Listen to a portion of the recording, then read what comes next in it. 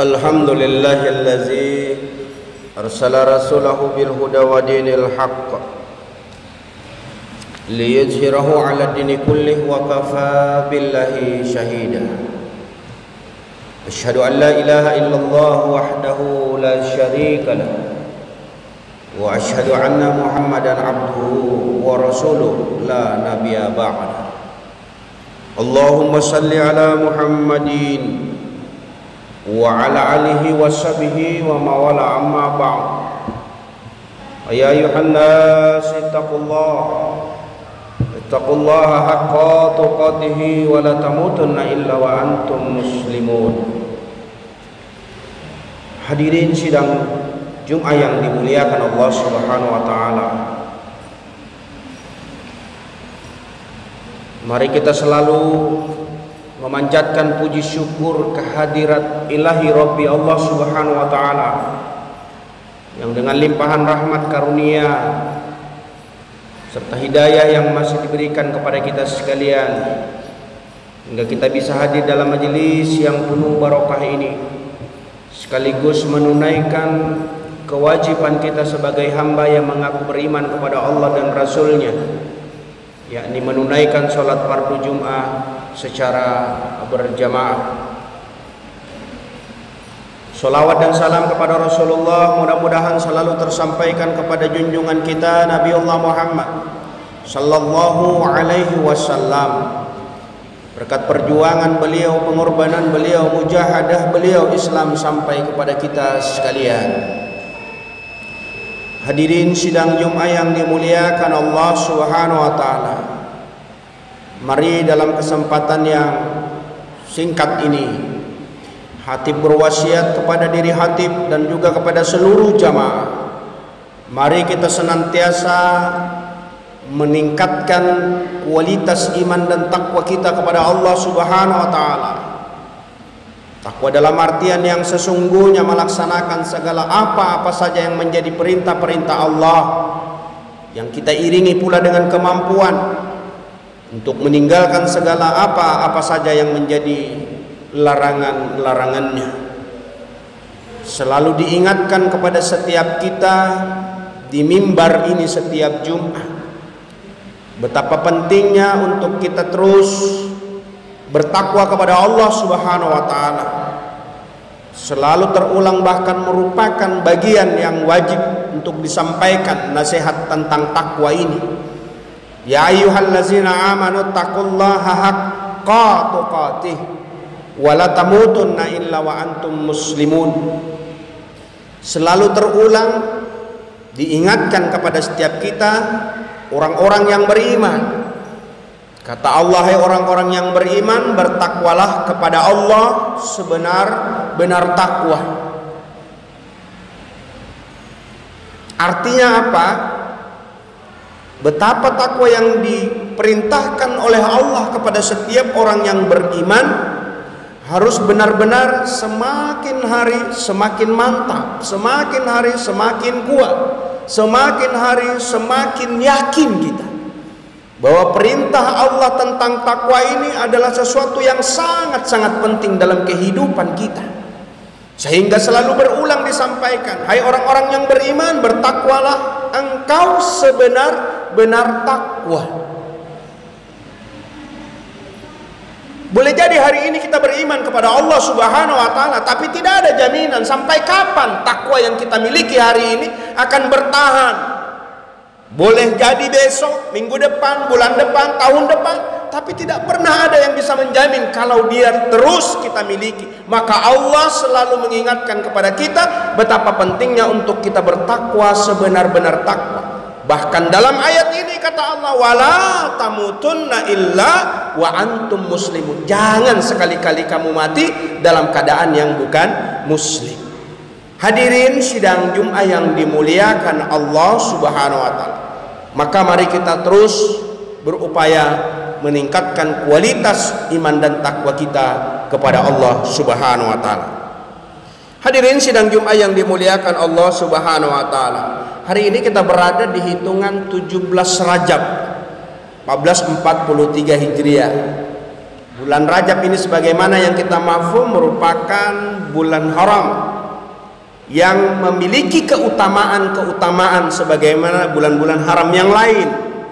Maka kebaikan-kebaikan di dalam bulan Rajab itu terkumpul di dalamnya. Bahkan beberapa peristiwa-peristiwa penting di dalam sirah diungkapkan terjadi di bulan Rajab ini.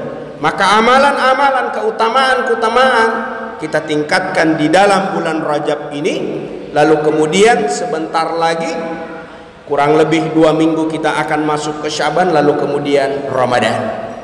Artinya Allah mengingatkan jauh sebelumnya, Rasulullah mengingatkan jauh sebelum masuk kepada bulan Ramadan sudah kita diingatkan betapa penting bulan-bulan haram ini untuk kita berjaga-jaga memaksimalkan amal-amal ibadah kita kepada Allah Subhanahu wa taala. Inilah bagian daripada upaya kita menjawab dari apa yang diinginkan oleh Allah agar setiap orang beriman itu bertakwa sebenar-benarnya, bertakwa kepada Allah Subhanahu wa taala. Hadirin sidang Jumat yang dimuliakan Allah Subhanahu wa taala, peristiwa spektakuler yang sudah mahfum dan kita pahami di dalam bulan Rajab sering diperingati yang namanya Isra wal Mi'raj. Kita tidak bahas apakah penting atau tidak dalam peringatan itu, tapi esensi yang dapat kita simpulkan bahwa bulan Rajab sebagian dan kebanyakan ulama mendapat terjadinya peristiwa spektakuler ini adalah perjalanan Rasulullah dari Masjidil Haram ke Masjidil Aqsa, lalu kemudian dia diangkat sampai ke Sidratul Muntaha bertemu dengan Sang Rabb Allah Subhanahu wa taala. Itu yang kita yakini dan kita pahami. Maka peristiwa ini adalah merupakan yang sangat-sangat fundamental kita di dalam beragama Islam. Karena apa? Boleh jadi secara logika perjalanan Isra Mi'raj ini akan sulit untuk kita terima dengan akal pikiran. Tetapi lagi-lagi karena imanlah kita bisa menerima, karena imanlah kita yakin, karena imanlah kita semakin memantapkan bahwa ini pernah terjadi. Sebagaimana kata Allah, subhanallazi asra bi abdihi lailan minal masjidil haram ilal masjidil aqsa baraknallahu linuriyahu min ayatina innahu samiul basir. Inilah ungkapan Allah bahwa maha suci Allah yang telah memperjalankan hambanya daripada waktu malam hari dari Masjidil Haram ke Masjidil Aqsa. Hadirin sidang Jumat yang dimuliakan Allah Subhanahu wa taala. Maka dari peristiwa yang sangat spektakuler ini, ada apa di balik peristiwa perjalanan ini? Intinya adalah betapa Rasulullah dipanggil dan diundang oleh Allah bertemu langsung untuk menerima perintah ibadah sholat. Berbeda dengan perintah-perintah ibadah-ibadah yang lain, zakat, puasa, haji, itu cukup melalui perantaraan malaikat Jibril disampaikan kepada Rasulullah.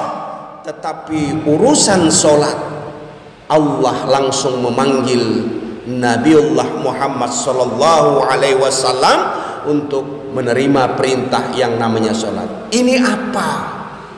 Ada apa? Kenapa Rasulullah dipanggil langsung, tidak dititip kepada malaikat Jibril sebagaimana perintah-perintah yang lain? Pasti ada hikmah yang begitu dalam terkandung di dalamnya terkait dengan perintah ini. Perintah sholat 50 kali dalam sehari semalam. Tapi dalam prosesnya Allah maha kasih sayang. Lalu kemudian dalam riwayat diceritakan cukup 5 kali dalam sehari semalam. Kita tidak bisa membayangkan kalau perintah yang 50 itu terjadi. Sementara waktu yang ada hanya 24 jam, berarti kalau kita bagi 2, hanya setiap setengah jam kita sujud dan ruku kepada Allah Subhanahu wa taala. Akan sangat sulit secara logika kalau kita bisa melaksanakan. Tapi apa yang terjadi hadirin sidang Jumat yang dirahmati Allah Subhanahu wa taala, difardukan kepada kita bukan 50, 5 kali dalam sehari semalam, hitungan 17 rakaat fardu ain kepada kita untuk menegakkan dan mendirikan yang namanya sholat. Tapi tidak sedikit saudara-saudara kita yang mengaku Islam, mengaku beriman, masih saja menyepelekan yang namanya perintah ibadah sholat ini. Padahal esensi daripada ibadah sholat ini memiliki keutamaan bukan kepada Allah, tapi kembalinya kepada kita sebagai hamba Allah Subhanahu wa ta'ala. Maka apa yang menjadi keutamaan di dalam melaksanakan ibadah sholat ini? Yang pasti sholat ini merupakan ciri dan khas orang-orang Islam yang beriman kepada Allah Subhanahu wa ta'ala. Jadi pembeda yang jelas antara orang kafir dan tidak, orang yang beriman dan tidak, adalah dia telah mendirikan sholat. Keutamaan daripada ibadah sholat ini banyak sekali. Di antaranya sebaik-baik amalan adalah sujud dan rukuknya kita kepada Allah Subhanahu wa ta'ala, sebagai bentuk abdi, sebagai bentuk penghambaan kita kepada Allah Subhanahu wa ta'ala, yang sudah memberikan banyak nikmat yang tidak terhingga dan tidak terhitung berapa banyak. Dari kita bangun tidur sampai kita kembali tidur, nikmat Allah begitu banyak. Maka Allah perintahkan sujud dan ruku 17 rakaat saja dalam sehari semalam. Betapa Allah memberikan nikmat usia panjang, kesehatan, kesempatan, waktu luang. Usia yang masih dipanjangkan kita saat ini adalah bentuk nikmat yang tak terhingga. Banyak orang-orang yang ingin sujud dan ruku tapi tidak mampu melaksanakannya. Karena apa? Karena sudah dicabut oleh Allah kesempatannya, kesehatannya, peluangnya. Kita yang hari ini masih diberikan kesempatan oleh Allah, sujud dan ruku adalah merupakan keutamaan daripada ibadah-ibadah yang lain. Sebagaimana difirmankan Allah dalam Al-Quran surat Hud ayat 114, wa aqimus sholata rafayani hari wa zulal fami nalail, dan dirikanlah sholat pada kedua ujung siang, pagi dan petang, dan pada bagian permulaan malam. Inilah perintah Allah terkait dengan ibadah sholat, dan banyak ayat-ayat lain yang menunjukkan keutamaan dan kewajiban kita di dalam melaksanakan yang namanya ibadah sholat ini. Keutamaan yang lain, mencuci atau menghapus dosa-dosa kita. Tidak ada manusia yang hidup ini tidak berdosa. Semua kita memiliki dosa dan kesalahan. Tapi pertanyaannya, apakah dosa yang sudah kita lakukan, yang kita perbuat, lalu kemudian kita biarkan? Maka dengan melakukan kebaikan-kebaikan, sebagaimana sambungan ayat daripada Hud 114 tadi, perbuatan-perbuatan baik itu menghapus kesalahan-kesalahan. Itulah peringatan bagi orang-orang yang selalu mengingat Allah. Hadirin sidang Jumat yang dimuliakan Allah Subhanahu wa ta'ala, maka dengan sholat segala dosa, perbuatan salah yang pernah terjadi dan pernah kita lakukan, dengan segala keyakinan, dengan segala kekhusyuan, dengan segala berserah diri kita kepada Allah untuk memohon ampun, insya Allah innahu kana tawwaba, Allah itu penerima taubat. Maka manfaatkan yang kita masih diberikan kesehatan, diberikan usia yang panjang, untuk kita memanfaatkan melaksanakan yang namanya ibadah sholat ini. Lalu janji Allah dengan melaksanakan ibadah sholat ini akan diberikan cahaya baik di dunia maupun di akhirat. Dari zahirnya saja wajah akan terlihat terang cerah, apatah lagi urusan akhirat Allah yang jauh lebih tahu, akan diberikan ganjaran-ganjaran yang setimpal ketika dia sudah melaksanakan yang namanya ibadah sholat. Lalu kemudian keutamaan lain, Allah tinggikan derajat. Boleh jadi di hadapan mata manusia dia tidak terpandang, dia bukan pejabat, dia bukan apa-apa, bahkan dia orang yang biasa-biasa saja, tapi di sisi Allah orang yang selalu menjaga dan merawat ibadah sholatnya, ditinggikan derajatnya oleh Allah Subhanahu wa ta'ala. Jadi jangan kita ukur urusan dunia, Sekalipun mungkin boleh jadi kasat mata orang itu sudah melaksanakan ibadah sholatnya, tapi jangan ukuran derajat yang secara kasat mata, tapi yakinilah Allah akan tinggikan derajatnya, tidak hanya di dunia, yang kita harapkan di akhirat kelak nantinya. Hadirin sidang Jumat yang dimuliakan Allah Subhanahu wa taala, yang kemudian terakhir akan dimasukkan ke dalam surganya Allah Subhanahu wa taala. Itu makanya bagian daripada proses ibadah kita bukan untuk meraihnya surga Allah, tapi keridaan Allah yang ingin kita gapai. Seluruh rangkaian ibadah yang diperintahkan termasuk sholat ini adalah merupakan agar kita mendapatkan keridaan Allah Subhanahu wa taala.